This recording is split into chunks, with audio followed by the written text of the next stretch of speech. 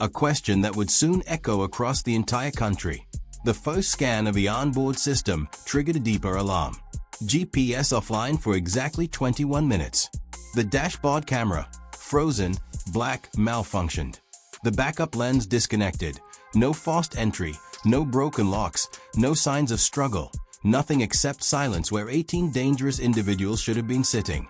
By the time the site supervisor hit the emergency call button, senior officials already sensed the truth. This wasn't a technical failure. This was a disappearance engineered in plain sight. And as the first internal report left the compound, a message spread across the system. This was only the beginning. The quiet transfer order had been authorized barely 12 hours before the disappearance. Signed under Starmer's direct instruction, it carried the familiar wording: civil servants now associate with political damage control. Reduce exposure, maintain discretion, avoid unnecessary media pressure. 18 high-risk migrants, all classified under the Home Office's red tier, were to be moved quietly to a secondary facility. Officially, it was labeled a routine relocation. Unofficially, several departments admitted it was designed to keep the public from asking why these individuals were still in the system at all. Each of the 18 carried a complicated file: past violent conduct, unresolved police records, suspected links to CRUSPR groups. Moving them was always going to be sensitive. Moving them in silence was something entirely different. The convoy departed at 3:12 p.m., following a pre-approved route out of the eastern residential strip onto the motorway, then directly towards the designated reception center. 2 escort vehicles traveled alongside. Onboard cameras were active, and a live GPS feed was monitored from the coordination hub. Everything looked stable until the 21-minute blackout. The GPS vanished from the map. The live feed cut to static. Operators attempted 3 radio checks, all unanswered. When the signal finally returned, the van was still on the correct route, maintaining speed, showing no signs of an unscheduled stop. No braking, no deviation, no alerts. A senior officer staring at the recovered telemetry muttered the line that would define the investigation: GPS down, cameras down, all at the same time. That doesn't happen by chance.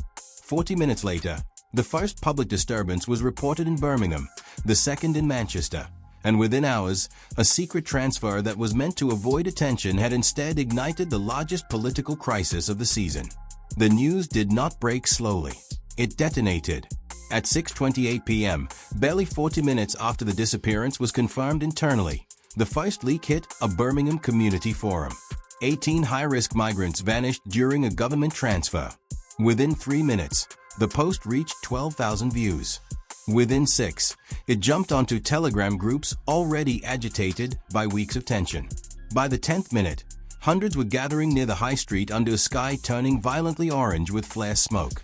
No statement from the Home Office. No explanation from Starmer's team. Only silence. And in that silence, rumors grew teeth. By 7:04 p.m., the first clash erupted outside a migrant reception center in Birmingham. A group of men attempted to breach the metal gate, shoving against the riot shields of a police line, clearly unprepared for the scale of anger. Someone hurled a flare. Someone else kicked down a crowd control barrier. The thin blue line bent, then buckled as more people poured in from the side streets. Manchester ignited minutes later. A viral tweet, 5 words, all capitalized. "Where are the 18 now?" spread across the city like a match dropped into dry grass. In Piccadilly Gardens, people surged forward in waves, chanting, shouting, demanding answers. A lone police car trying to pass through was forced to retreat when a wall of protesters surrounded it, slamming fists against the bonnet. By 8 p.m., the authorities estimated that more than 78,000 people had taken to the streets across both cities, a scale unseen since the 2011 riots, and fueled this time not by economic frustration, but by fear. Fear of the unknown. Fear of what the government was hiding. Fear that the disappearance of 18 dangerous individuals was not an accident, but an act of negligence. Then came the blow that turned panic into fury. A local Birmingham news outlet confirmed that 4 children were injured in an attack earlier that afternoon. An attack now linked to one of the missing 18. The moment that headline hit the airwaves, the atmosphere changed. Fear hardened into rage. Rage turned into momentum. Momentum transformed into chaos. The footage from the ground told the story better than any commentary. Men pushing against riot shields, women screaming at officers, metal fences rattling like percussion instruments in a rising storm. A flare hitting the wall of a reception center and exploding in a shower of red sparks. A line of officers stumbling backward as dozens pressed forward, roaring in unison. In Manchester, the scenes were even more cinematic. From the top deck of a passing bus, live streamers captured hundreds streaming down Market Street, faces glowing in the red haze of smoke grenades, some carrying placards hastily scribbled with messages like, "Star hid them." No control, no trust. Who let them out? Police reinforcements arrived, but even with vans, shields, and helmets, the force looked tiny against the surging mass. A barricade was torn from its hinges. A shop front window shattered. A police officer slipped and was pulled back by colleagues just seconds before being swallowed by the crowd. By 9 p.m., the situation was no longer described as disturbances. It was officially classified as a multi-city riot. Emergency riot code was activated, the first time in more than a decade. Helicopters thundered above Birmingham. A line of mounted police attempted to clear a path in Manchester, but the horses reared against the fireworks exploding near their feet. At the command center, the tone had shifted from alarm to dread. Every live feed showed pressure rising. Every report repeated the same three questions. Where are the 18? How did they vanish? Who authorized the blackout? And then came the leak that transformed a political problem into a government emergency. A screenshot from an internal Home Office message channel surfaced online. It contains just one line. Quiet transfer approved.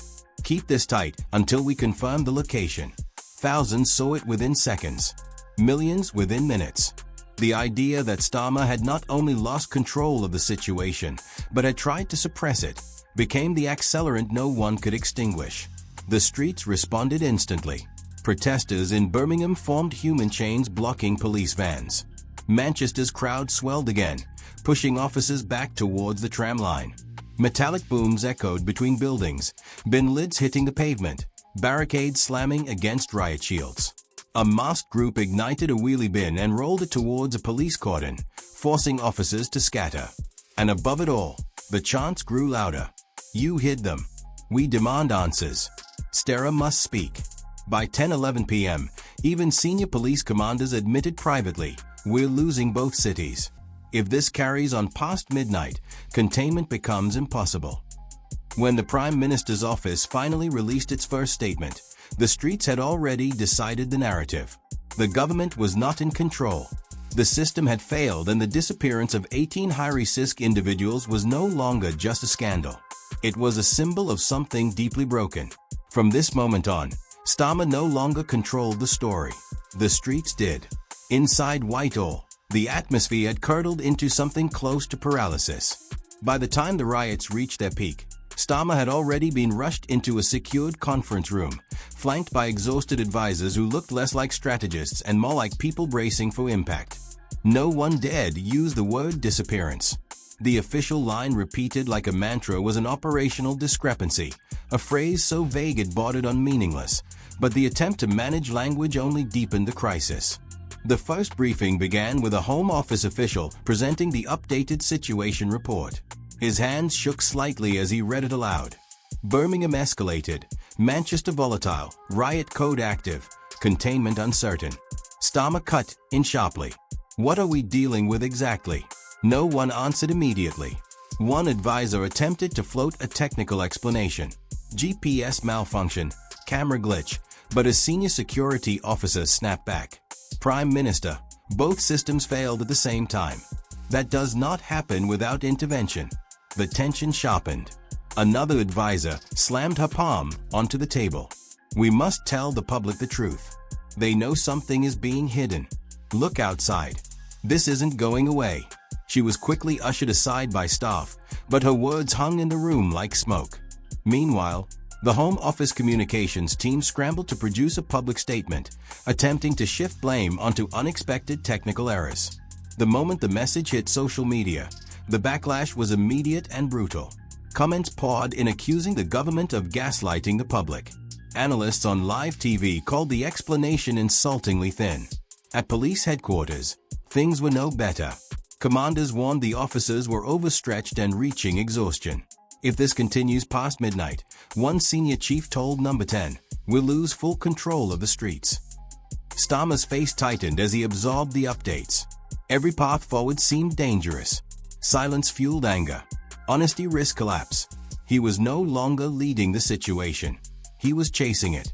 By the end of the hour, the truth in the room was undeniable. The government wasn't responding to a crisis. It was scrambling behind one. If the government was panicking behind closed doors, the public was erupting in the open. By dawn, the UK had split into two furious camps. On one side were thousands demanding that the government take immediate, uncompromising action: deportations, arrests, a full crackdown on dangerous migrant networks. On the other side were voices accusing Downing Street of weaponizing secrecy, deliberately withholding information to manipulate the narrative. The disappearance of the 18 had become more than a security failure. It had become a symbol of mistrust. Social media turned into a digital battlefield. The hashtag "Where are the 18" dominated UK trends, amassing millions of posts within hours. Threads dissected the GPS blackout, camera failures, and the Home Office's vague statements like forensic reports. Memes mocking the technical glitch explanation flooded the timeline. Then came the interviews. The parents of the 4 injured children appeared on morning television, their voices shaking as they described the attack.